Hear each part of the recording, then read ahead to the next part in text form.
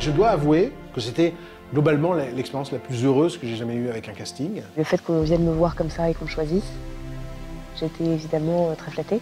Je connaissais Léa que de vue. J'avais vu dans un film de Christophe Honoré.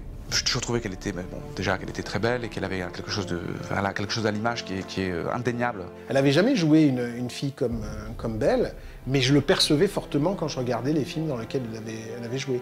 Je percevais cette part-là chez elle. Et ça a été une surprise pour personne qu'elle arrive sur le plateau et qu'elle soit Belle et non plus Léa Seydoux dès le premier jour, la première heure. Il est clair qu'il y a une rencontre entre Léa et le genre du film. C'est-à-dire que Léa, actrice de cinéma d'auteur en France, a toujours rêvé de faire un film féerique et la rencontre s'est produite.